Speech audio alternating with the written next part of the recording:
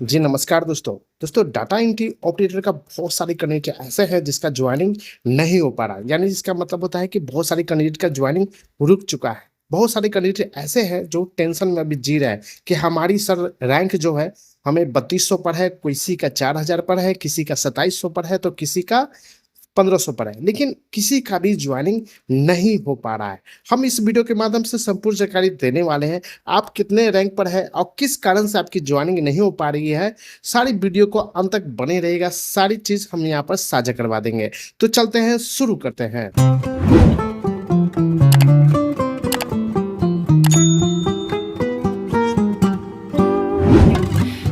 दोस्तों ये joining letter है सबका प्रोविजनल मेरिट लिस्ट में जिसका जिसका नाम आया था वो उसका लिस्ट बिल्टोन ने तैयार कर दिया गया है। इसके आधार पर सभी का डीबी यानी कि डीबी का मतलब है डॉक्यूमेंट वेरिफिकेशन। जिसका जिसका डॉक्यूमेंट वेरिफिकेशन हुआ है उसका सारा सीरियल नंबर यहाँ पर दिया हुआ है और serial by he document verification हुआ।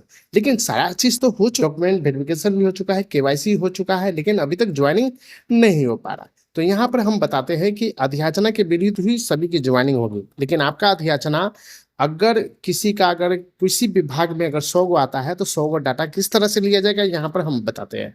क्योंकि आपको हम बता देना चाहते हैं कि 100 बिंदु का यहाँ पर रोस्टर बना हुआ है और 100 बिंदु यहाँ पर आपको दिखाई दे रहा है। सबका 100 बिंदु के आधार पर रोस्टर को तैयार किया गया, ठीक है, 100 बिंदु के आधार पर। तो किसी का अध्याचना अगर आता है किसी विभाग में, यानी मान लीजिए पंचायती राज विभाग में 100 अध्याचना आ चुका है, ठीक है, तो 100 अध्याचना आया तब बिल्टोन क्या करेगा, 100 को लेगा, यानी कि 100 कहाँ से स्टार्ट करेगा, तो 100 बिंदु के आधार पर ज्वाइनिंग होगा। मैंने पहले भी बोल चुका हूँ। और यहाँ पर देखिए 1 2 3 4 5 6 7 8 9, यानी कि जहां तक 100 आता है वहां तक आपको हम यहाँ पर 100 तक ले लेते हैं, ठीक है। मैंने 100 तक ले लिया, यहाँ तक 100 1 से लेके 100 तक कैंडिडेट आ चुका है, सबका यहाँ पर हो चुका है। तो 100 अध्याचना जब आया ना दोस्तों, तो 100 को सीट ऊपर से ले लिया, ठीक है, 100 से ऊपर ले लिया। इसमें दोस्तों लगा हुआ है फिपो। फिपो का मतलब होता है फर्स्ट इन फर्स्ट आउट, यानी कि आप पहले रजिस्ट्रेशन करोगे तो पहले आपकी ज्वाइनिंग हो जाएगी। यानी कि पहले फर्स्ट इन और फर्स्ट आउट, यानी पहले आओगे फिर बाद में जाओगे।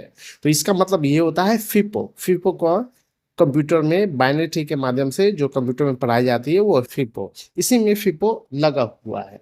तो हो गया, तो 100 अध्याचना आया तो 100 अध्याचना 1 से लेकर 100 तक ले लिया, डाटा ऊपर से उठा लिया बिल्टोन और विभाग को भेज दिया जिस विभाग में आया था। मान फिर किसी और विभाग में 50 अध्याचना आया, ठीक है, 50 अध्याचना आया तो 50 कहाँ से उठाएगा, तो 100 तो चला गया, तो 101 से उठाएगा 50 अध्याचना, ठीक है। तो यानी कि 150 तक आपको अध्याचना उठाएगा और 50 को भेज देगा। कहाँ से उठाएगा, तो यहाँ से 101 से उठाएगा और सीधे आपको ले जाएगा 50 तक, यानी कि आपका 150 सीट खाली हो चुका है। तो उसी तरह अध्याचना जैसे जैसे आती है, 5 किसी विभाग में आता है, किसी में 10 आता है, किसी में 15 आता है, किसी में 200 आता है, तो हर एक विभाग में जितनी अध्याचना आता है उसी के बारहवीं से उसको डाटा को यहाँ से उठाते चला जाता है। तो ये हो गया आपको अध्याचना के विरुद्ध हुई आपकी ज्वाइनिंग हुई।